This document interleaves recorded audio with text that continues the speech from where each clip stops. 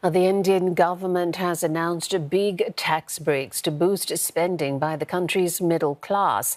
In its annual budget presentation, the government also unveiled plans to bring in more private investment and measures to assist the poor and farmers. These announcements come as the Indian economy is set to post its slowest growth in 4 years next year. Neha Poonia reports. It was a relatively short budget speech by Finance Minister Nirmala Sitharaman compared to previous years. She started presenting to loud sloganeering from the opposition benches, something that defined the last parliament session and seems to be the tone being set for this one as well.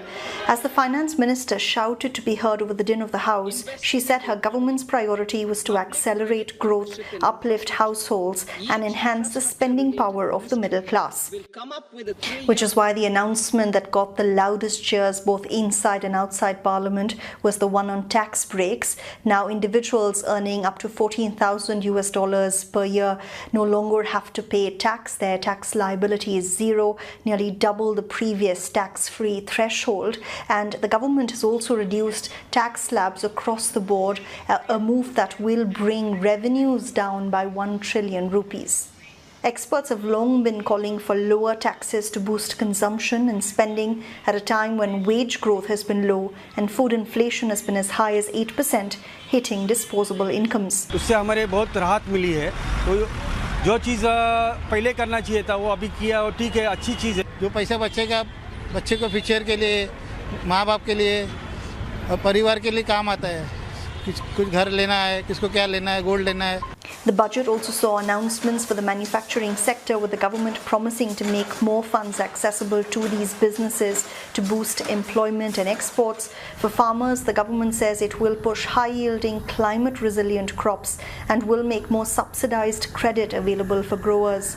I'm very disappointed with just a 1% increase in the education budget, 68% increase in the home affairs budget, 35% increase in the scientific development, but 1% increase in education budget for a country which is averaging at an age of 29, which implies there are so many people who are yet to educate themselves. Experts have welcomed a change to foreign direct investment in the insurance sector, the limit for which has been raised from 7% to 100%. It's expected to pave the way for the entry of global insurance giants and also increase capital inflows. Another big focus was simplifying India's regulatory framework for foreign companies and investors.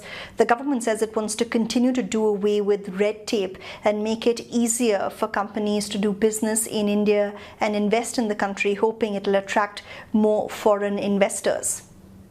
This was also the government's first full budget after last year's general election, when Narendra Modi returned to power, but with a reduced mandate and with the support of regional allies.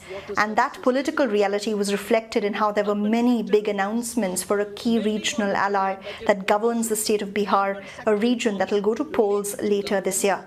But critics say this budget didn't have enough details on what the government plans to do to improve the investment climate in the country, boost the manufacturing sector, and also how it plans to create more long-term employment in the world's most populous country.